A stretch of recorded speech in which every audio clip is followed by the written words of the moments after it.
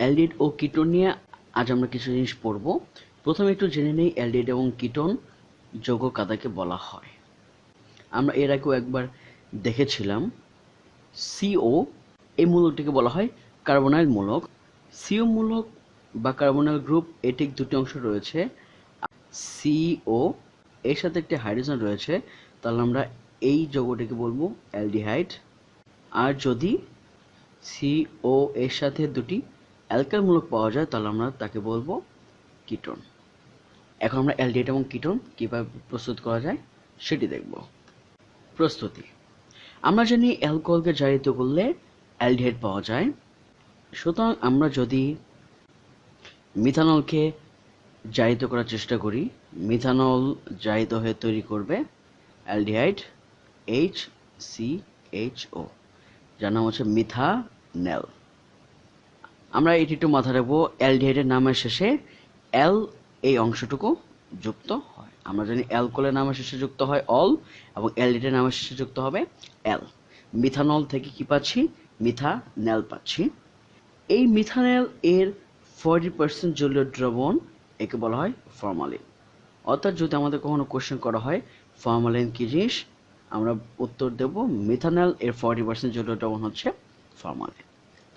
আমরা যদি এখানে ইথানল নিয়ে বিক্রিয়া করি, ইথানল জারিত হয়ে তৈরি করবে ইথানেল। এখানে আমরা যদি একটু লক্ষ্য করি, আমরা যে অ্যালকোহলগুলো ইউজ করেছিলাম এগুলো সবই ছিল 1 ডিগ্রি অ্যালকোহল। আমরা যদি 2 ডিগ্রি অ্যালকোহলকে জারিত করি,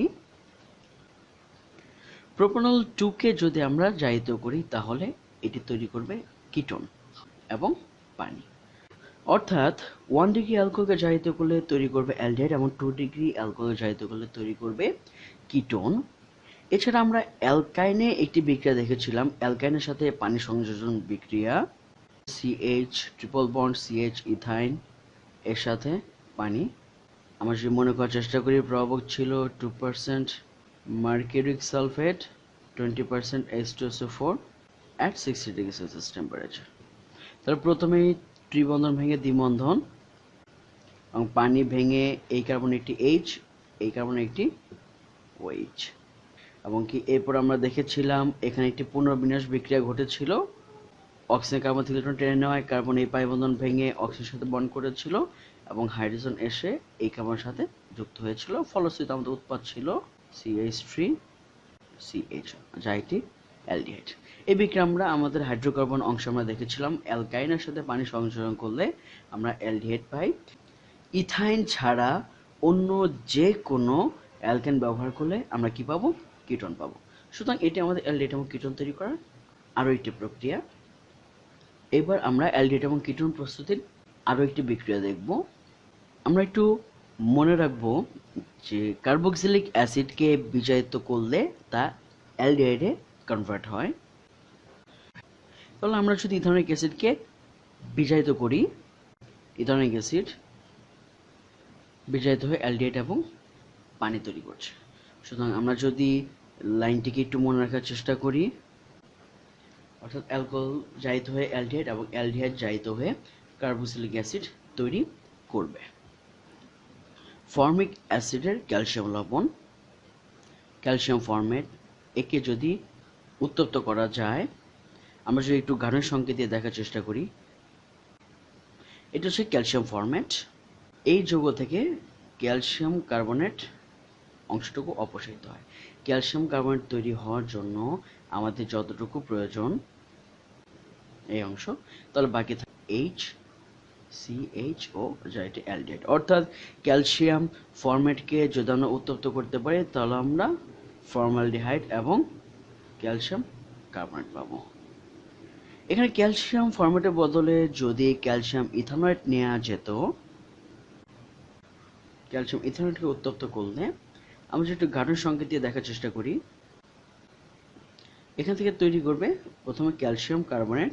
ক্যালসিয়াম কার্বনেটের জন্য এই অংশটুকু অপসারিত হবে এবং বাকি যে অংশটুকু থাকছে তা হলো CH3CO CH3, যা একটি কিটোন।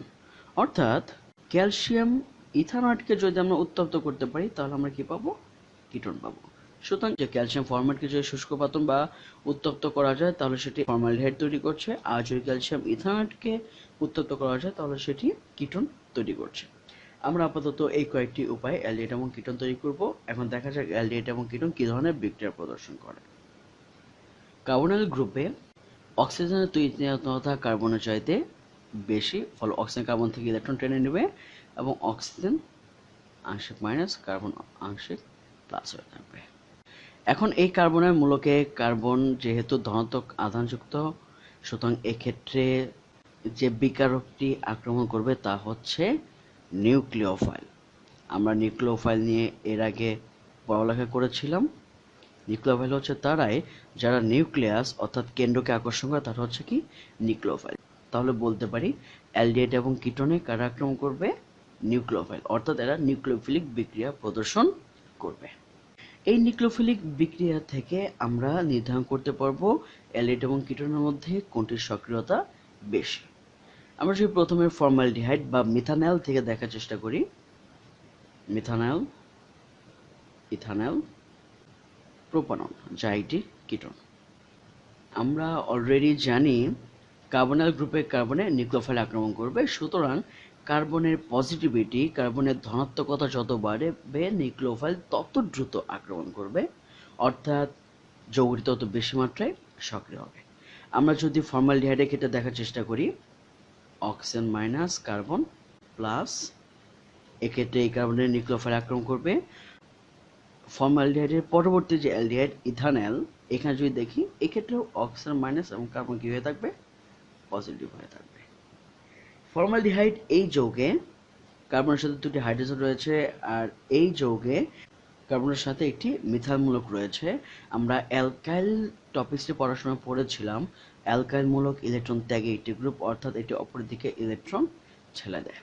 যেহেতু সিএস2 মূলক কার্বনের দিকে ইলেকট্রন ঠেলে দিচ্ছে, সুতরাং কার্বনের ধনাত্মকতা কমে যাবে, অর্থাৎ ফর্মালডিহাইডে কার্বনের ধনাত্মকতার চাইতে ইথানল এই কার্বনের ধনাত্মকতা কম, সুতরাং নিউক্লিওফাইল যখন আক্রমণ করবে অবশ্যই ফর্মালডিহাইডে কার্বনে দ্রুত অ্যাটাক করবে, অর্থাৎ অ্যালডিহাইডগুলোর মধ্যে ফর্মালডিহাইডের সক্রিয়তা সবচাইতে বেশি।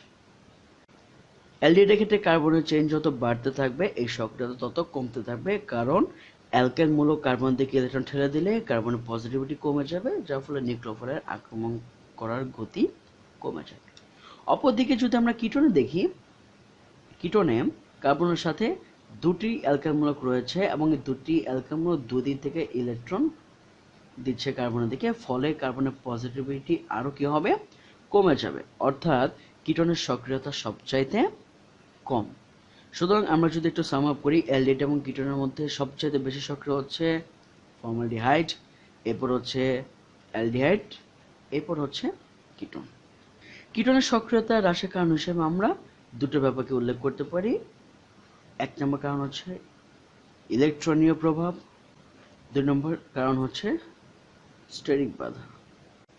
স্টেরিক বাধা জিনিসটা এখানে কিভাবে কাজ করছে, আমরা যদি দেখি কিটোনে কার্বনের দুই দিকে দুটো অ্যালকাইল মূলক থাকে, কিন্তু অ্যালডিহাইডে কার্বনের একদিকে একটি কি থাকতেছে? হাইড্রোজেন থাকছে।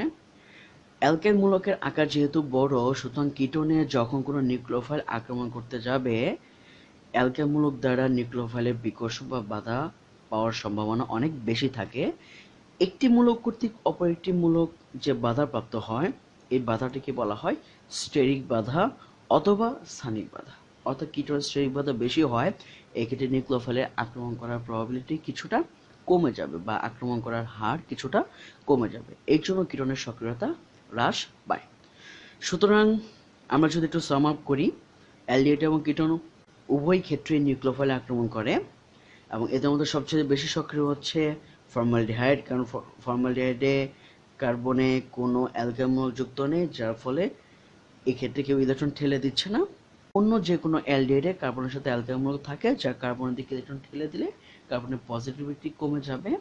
আর কিটোনের ক্ষেত্রে কার্বনের সাথে দুই দিকে দুটি অ্যালকাইল মূলক থাকে, ফলে দুদিক থেকে ইলেকট্রন দেওয়ায় কার্বনের পজিটিভিটি আরও কমে যাবে এবং নিউক্লিওফাইল আক্রমণ করার রেট আরও কমে যাবে, অর্থাৎ কিটোনের সক্রিয়তা সবচাইতে কম।